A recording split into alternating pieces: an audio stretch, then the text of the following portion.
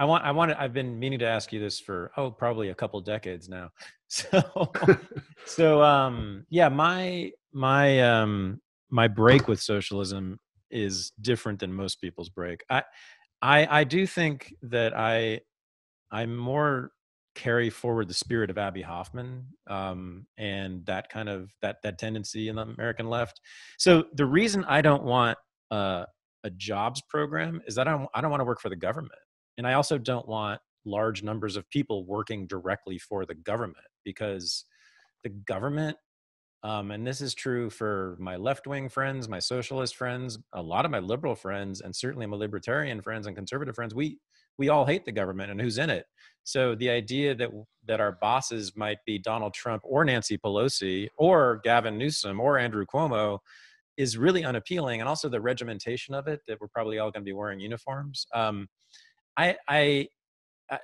guess I don't understand the appeal for people on the left of having the United States government or any of its states, all of whom they hate, being the employer for the masses. Well, I'd say a couple of things about that. Okay. One is that if there were a guaranteed job for everyone, that would really change the relationship between the employing class and the employees. That the boss would lose a lot of political power. So you would have to have a very different political environment for that even to happen in the first place. Just to be clear, because of the labor market, right? That's what you mean, like a tight labor market? Yeah. There's that famous essay by Mikhail Kaletsky about the political business cycle, in which he says, in a regime of full employment, the sack loses its sting, and that means a reduction of factory discipline. Totally. And so the jobs, a universal jobs program would really change that, but it would also require a different political environment for even to happen. You'd have to have such political strength coming from the left. But also, as this is a point my friend and Leo Panich makes, political scientist in Toronto, he makes this. Well, he's not the only one to make this point, but it's something he makes very central to his argument, that it would be a different state. We would have to change the state. You just can't change things by having different personnel move into basically the same slots. You have to have something that's more democratic, less hierarchical, and also you'd have to have a different kind of polity that was much more educated, politically educated, and had a whole lot more capacities to take care of itself, to organize itself. You'd need better political parties, better unions. So it wouldn't just be having the present U.S. government give everybody a job. There would have to be a whole lot of transformations that went along with that. And it wouldn't necessarily just have to be the U.S. government. You could have it be state governments, you could have local governments, you could have various kinds of nonprofits. And then by nonprofits, I don't mean like bullshit like the Ford Foundation, which I despise, but self-organized worker cooperatives, all kinds of things.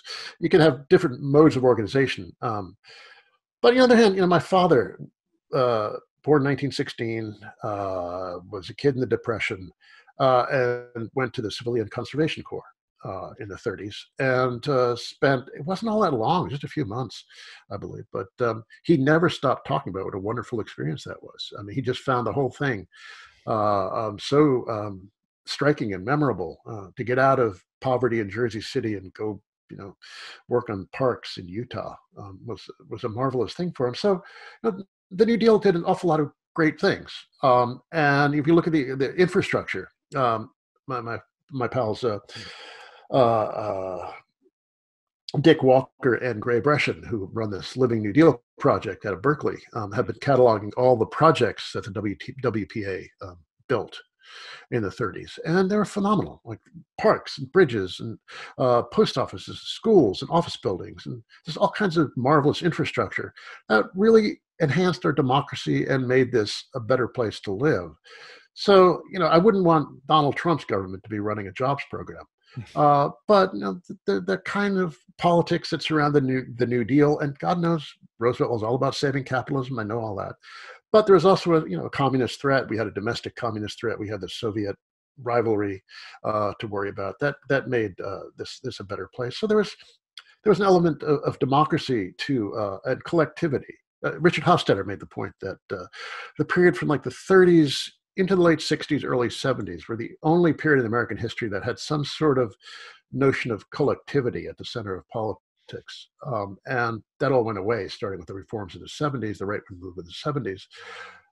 But that would also, we're looking to get, and I think most of my comrades are looking to get back into something like that, only better. Yeah. Not just about saving capitalism, but moving towards a more socialist model. Yeah, I mean, this has been my big disappointment with the socialist left is that it's become the New Deal left, and I am a major critic of the New Deal. Again, not from typical right wing perspectives, mine are my own.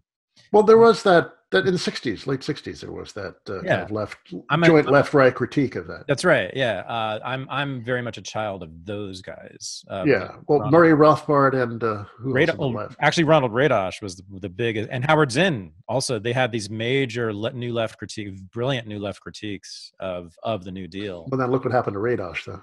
Yeah, I know, but yeah, I know, but he was smart then, and Howard Zinn certainly was too. So they described it as fascism, the New Deal. Yeah, I know. I've heard that critique. I really have a hard time buying that. Well, it's hard to avoid. Well, the Japanese internment, bad news, very bad stuff. Yeah. But they weren't at least running, death camps either. Well, no, but so the Civilian Conservation Corps, which your dad was a part of, that was run by the United States Army. Yeah. And I know. and the people who worked in the CCC lived in barracks, and they were. Yeah. It was a militaristic project. Now, I believe fully that your dad loved it, and I'm sure that a lot of people. My dad, if he had been in the CCC, would have loved it. I know that. That doesn't necessarily mean it's I'm going to love it. I'm sure I wouldn't. And also doesn't necessarily mean that that's something that the left should be aspiring to. Like, well, no, but we have a lot of work of environmental reconstruction to do, and that would be a very important part of what a job guarantee would do. I think it's like rebuilding our completely rotting natural infrastructure. Oh, you mean like the roads that are all falling apart everywhere? Well, I mean, there's roads too, but like erosion, soil erosion, natural degradation, as well as rotting roads, but also a new kind of infrastructure, not just roads, but high-speed rail. But is that retrofitting buildings? But is that an argument? Is that an argument for the militarization of the economy? No, I wouldn't want to militarize it. I mean, that's what I'm saying. No, we have enough military. We have way too much military. Well, that's what I'm saying. I mean, so in the 30s, the New Deal administration, the Roosevelt administration, thought it was necessary for the Army to direct a lot of these things. And by the way, a lot of the WPA funding, in fact, I think maybe most of it went to things like aircraft carriers and battleships. It became the war economy very quickly. So well, yeah. But also I have some friends who have been looking at the World War II economy as a model of how to do a Green New Deal, in the sense that the government was directing production, and doing economic planning at a very large scale, and we'd need to do, at least in my view, need to do something like that again. Yeah. Okay. So like.